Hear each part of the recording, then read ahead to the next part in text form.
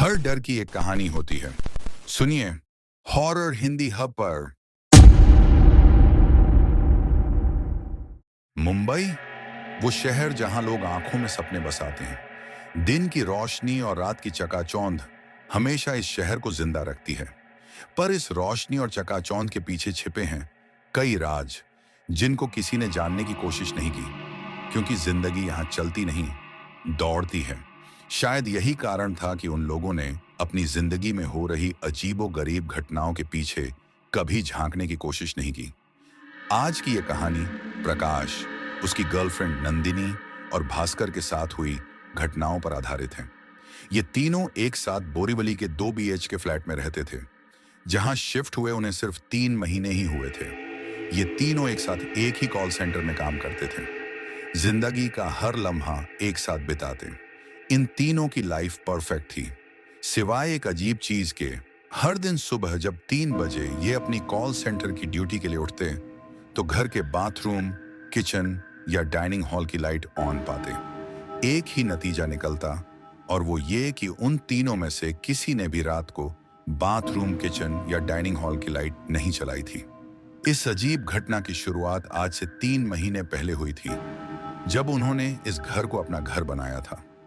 इन तीनों ने इस बात को किसी के साथ भी डिस्कस नहीं किया, क्योंकि उन्हें हमेशा ये डर सताता था कि शायद उनके दोस्त उनका मजाक उड़ाना शुरू कर दें। इस कहानी की अभी तक की बातें मुझे बहुत नॉर्मल लगीं, क्योंकि मैंने खुद अपने घर में टीवी अपने आप ऑन होते देखा है।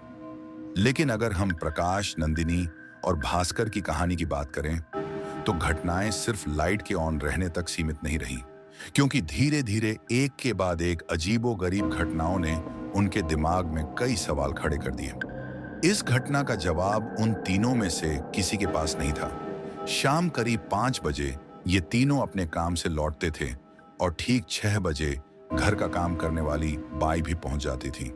कभी कभी इस बाई के साथ उसका बच्चा भी आता, जो पूरे घर में खेलता रहता और उनके सामानों से छेड़छाड़ करता।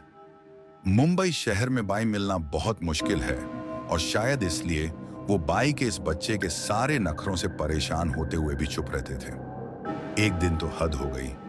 प्रकाश और नंदिनी जब घर लौटे, तो पाया कि बाई का बेटा उनके घर के ड्राइंग रूम में खेल रहा है। उन्हें लगा शायद बाई उस दिन जल्दी आ गई, लेकिन आश्चर्य की बात यह थी कि बाई उन्हें पूरे घर में कहीं भी नजर नहीं आई। उन्हें लगा शायद अपने बच्चे को उनके घर पर खेलने के लिए छोड़कर बाई बगल वाले शर्मा जी के यहाँ काम करने चली गई होगी। प्रकाश बहुत ही गुस्से में था। आज चूंकि काम वाली बाई के रहते उसके बेटे का आना और उनके घर में खेलना तो ठीक था, लेकिन किसी दूसरे के घर में काम करने जाना यह उन्हें मुनासिब नहीं लगा।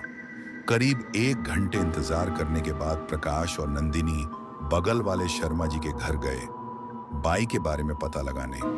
शर्मा जी का जवाब सुन दोनों हक्के बक्के रह गए, क्योंकि शर्मा जी ने बताया कि उस दिन बाई उनके घर आई ही नहीं थी। एक अजीब सी कश्मकश में दोनों अपने दिमाग में सवालों की लड़ी लिए वापस अपने घर की ओर लौटे, लेकिन इस बार आश्चर्यजनक रूप से पूरे घर में वह बच्चा उन्हें कहीं भी नजर नहीं आया। दोनों के मन में कई सवाल उठ रहे थे, पर उन्हें पार्टी के लिए देर हो रही थी, इसलिए ज्यादा सोचे बिना तैयार होकर पार्टी के लिए निकल पड़े। रात करीब 8 बजे ओवरटाइम करने के बाद भास्कर घर लौटा, और उसे इस पूरे इंसिडेंट के बारे में कुछ भी पता नहीं था। भास्कर ने घर का दरवाजा खोला तो पाया कि हमेशा की तरह बाथरूम की लाइट जल रही थी। उसने लाइट बंद करना जरूरी नहीं समझा, क्योंकि उसे तब नहाने भी जाना था। रूम में एंटर करके भास्कर ने अलमारी खोली, अपना टॉवेल निकाला और बाथरूम की ओर चल पड़ा। भास्कर ने जैसे ही बाथरूम का दरवाजा खोला, उसके पैरों तले जमीन खिसक गई। बाथरूम के फर्श और दीवार पर सिर्फ खून ही खून के धब्बे थे।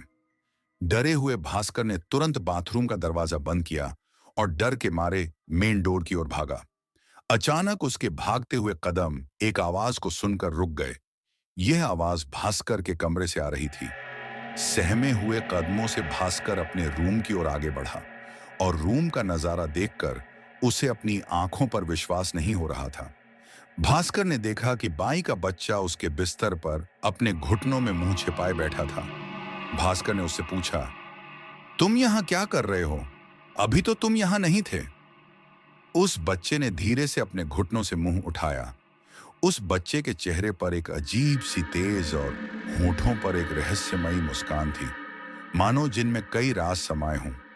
बाथरूम में खून और बिस्तर पर काम वाली बाई के बच्चे का होना, जिसके अजीब हाव भाव को देखकर भास्कर अंदर तक डर चुका था। वह तुरंत दौड़ता हुआ उस घर से बाहर निकल गया। डरे हुए भास्कर के फोन कॉल के तुरंत बाद ही नंदिनी और प्रकाश वापस आ गए। किसी घर में लाइट का अपने आप ऑन होना शायद इलेक्ट्रिकल फॉल्ट के कारण हो सकता है, लेकिन बाथरूम में चारों तरफ खून के छींटे और बहुत अजीब सी परिस्थितियों में काम वाली बाई के बच्चे का घर में मौजूद होना और दूसरे ही पल उसका गायब हो जाना प्रकाश, नंदिनी और भास्कर के दिमाग में सवालों का तूफान खड़ा कर रहा था। भास्कर प्रकाश और नंदिनी को साथ लेकर जब बाथरूम में खून के छींटे दिखाने गया तो आश्चर्यजनक रूप से वहां पर कुछ भी नहीं था। रात करीब 3:30। तीनों ऐसी सोच में डूबे थे कि क्या आज की रात इस घर में रहना उनके लिए ठीक होगा। इस बीच प्रकाश ने मकान मालिक को फोन लगाया और अपने दोस्त भास्कर के साथ मिलकर सारी कठिनाई बताई। मकान मालिक ने सारी बात सुनने के बाद उन्हें बताया कि कर्ज के बोझ में दबे होने के कारण इस परिवार के कर्ता ने पहले अपनी बीवी और बेटे की बेदर्दी से हत्या कर दी थी और फिर खुद फांसी लगाकर आत्महत्या कर ली थी। ये सब जानने के बाद वहां रहना तो दूर, उस घर में एक एक पल गुजारना भी प्रकाश, नंदिनी और भास्कर के लिए बहुत भारी पड़ रहा था। बाथरूम में खून देखने की घटना को भले ही मनगढ़ंत माना जाए, लेकिन हम उसे आज से 10 साल पहले घटी उस घटना से जोड़ सकते हैं। और अचानक से गायब हो जाना, इसका कारण किसी को भी मालूम नहीं था। जैसे तैसे उस रात को प्रकाश, नंदिनी और भास्कर ने उस घर में गुजारा और सुबह होने का इंतजार करने लगे, क्योंकि उन्होंने फैसला ले लिया था कि सुबह होते ही वो इस घर को छोड़ देंगे। अगले दिन जब काम वाली बाई उनके घर आई तो प्रकाश, नंदिनी और भास्कर तीनों उस पर टूट पड़े और एक के बाद एक सवालों की बौछार करने लगे। उसके बेटे की अजीबोगरीब हरकतों पर और विवादास्पद स्थिति में उसकी मौजूदगी पर। और बाई ने बस एक ही बात कही, उसका तो कोई बेटा ही नहीं है।